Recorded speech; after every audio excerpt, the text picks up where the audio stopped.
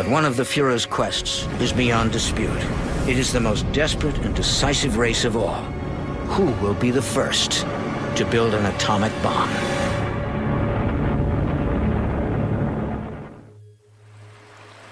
(1943). The scientists continue their work at the secret city on the Baltic. The tide of war continues to turn against the Third Reich. In the east, the German army is turned back at Stalingrad. Hitler's invasion of Russia collapses into panic, slaughter, and retreat. And in the west, British pilots record the first aerial images of the Peenemünde factories and rocket launching buildings. British bombers pound the complex, targeting the dormitories where Hitler's scientists and engineers live. Hundreds are killed. To a certain extent, Peenemünde never totally recovered. They lost a lot of key personnel, scientists, research equipment. Peenemunde's production is moved underground to mountain fortresses and remote mines safe from Allied blockbusters.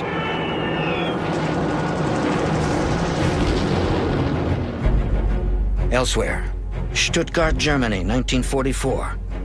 Nazis plot the ultimate weapon to win the war, an atomic bomb. A team of German scientists attempt to unlock the secret of nuclear fission to produce electric power. Half a world away, physicists at Los Alamos, New Mexico are on the same quest, using the radioactive uranium of the American West to set off the world's first nuclear weapon. But the Germans have their own atomic genius, Nobel Prize winner Werner Heisenberg. Heisenberg and his team call themselves the Uranium Club, but the German army has other plans for the atom smashers. In early 1945, neither the US military nor researchers know anything about the state of nuclear capability in Germany. A secret US project, codenamed Operation Alsos, is established to find out if the German atomic bomb project exists. Outside the city of Stuttgart, beneath a castle in Haigerloch, Alsos agents discover an atomic reactor in a stone cellar. And uranium cubes hidden in a field nearby. They take the evidence back to the United States for further investigation.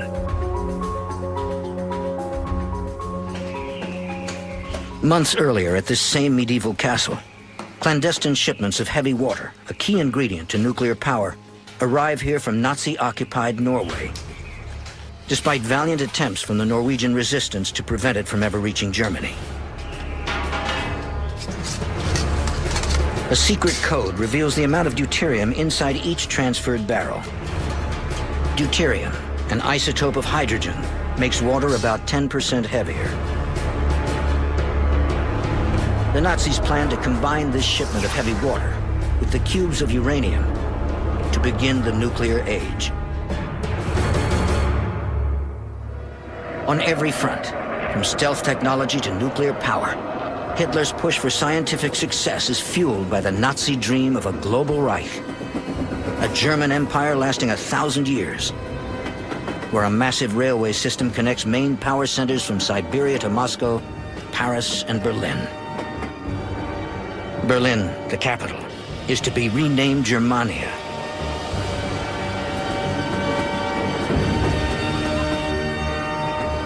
The dominant high-tech centerpiece of a new world order.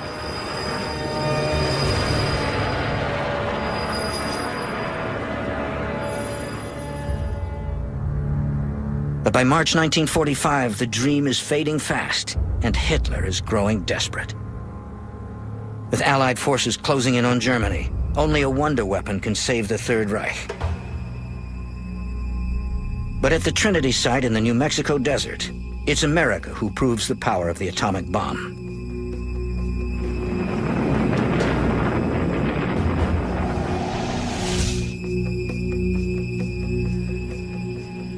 What the Allies were very much interested in when the war was at its end was, what about the German atomic bomb?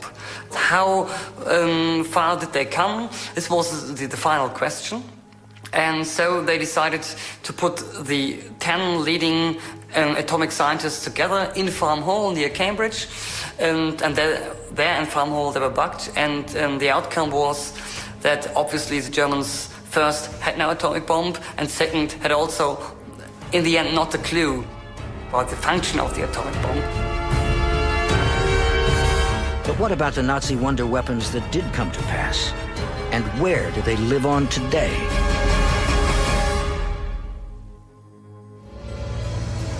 The world's first cruise missile, first long-range ballistic missile, first guided surface-to-air missile, first anti-ship missiles, even the world's first closed-circuit TV, the world's first operational jet fighter and jet bomber. Aerodynamics in Germany, there were a small group of people who were very, very advanced. And there is some sort of a special genius about it. Countless designs, years ahead of their time. Secret sites wholly dedicated to science. Backed by propaganda, boasting German money and fearful enemies. How could Hitler's plan for wonder weapons fail? In Germany, virtually everything was a secret. So any science was a secret. It hurt the Germans more than it hurt us. They also had a very, very confining security system. And so there was not the cross-feed that you get in a good scientific community.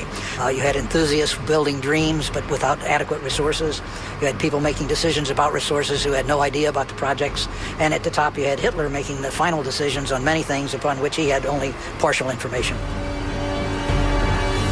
Such controlled secrecy slowed wartime production to a devastating degree. The Germans ultimately produced about 1,300 Me-262s, of which they got 300 in combat. And at the time, we were putting 1,000 bombers and 1,000 fighters over Germany in a day. The Third Reich nurtures hundreds of deadly inventions. But to roll them out and win the war, they'd have to prioritize a mere handful of wonder weapons and mass-produce these by the thousands. Thankfully, they lacked the production methods, materials, and the management required. Had Germany focused on defense, more strategically chosen her ammunition, and greatly increased production of these specific weapons, the outcome of the war might have been very different. That would have made invasion in 1944 very difficult, probably problematic. It made probably an invasion put off until 1945, and it's even conceivable that the war might have ended with the first atomic bomb being dropped on Germany instead of upon Japan. But that didn't happen.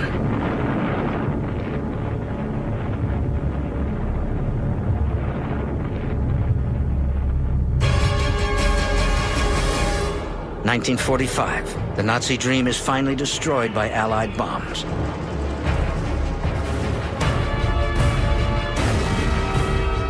Hitler and his adjutant Himmler commit suicide. At the Nuremberg trials, the Nazis face their own death sentence.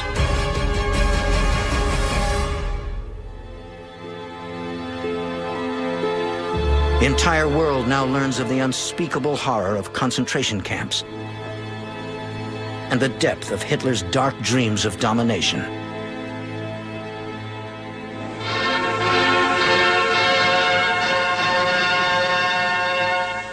Dreams that would reach far beyond Europe. Attacks on America had been planned since 1939. In this inventive German newsreel, the Nazis focus abundant long-range air power on the United States as part of the planned America Bomber Project.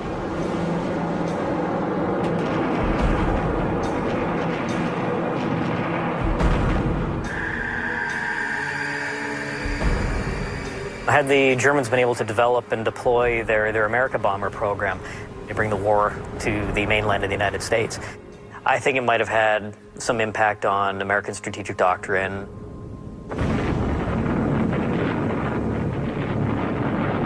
Especially if these bombings had been nuclear.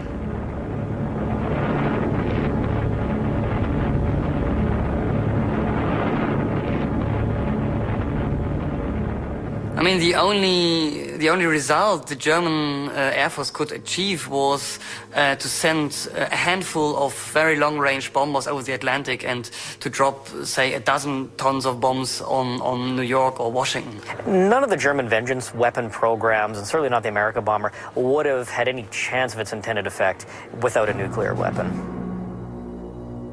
In the end, Adolf Hitler never sets foot in New York. But the head of Hitler's secret science program does cross the Atlantic and changes the course of history. In 1945, as American and Soviet troops close in on Berlin, rocket genius Wernher von Braun and a small group of his most loyal associates must choose their destiny: surrender to the Russians, take cyanide, or align with the Allies.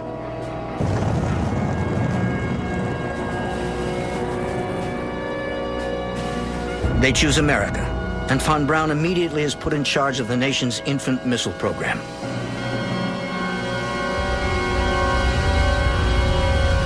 The White Sands testing grounds in New Mexico, where von Braun works on a new rocket and accomplishes his space dream after all.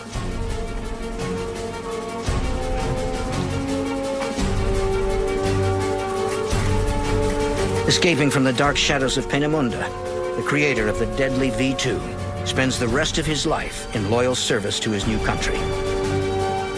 Thanks to von Braun, America wins the space race and puts a man on the moon.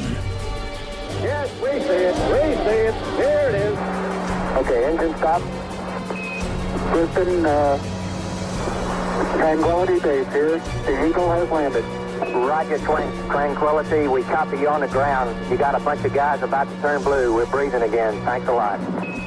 That is probably the principal achievement of the Peenemünde mines. Wernher von Braun is undoubtedly the most significant American rocket engineer of the century. Many would say he's the most significant rocket engineer of the world. So with the German scientists and knowledge that was brought back to the United States in the 1940s and early 1950s, you can make a very strong case, and nobody really disputes it, but there's almost a direct line from Peenemünde to the moon through Wernher von Braun.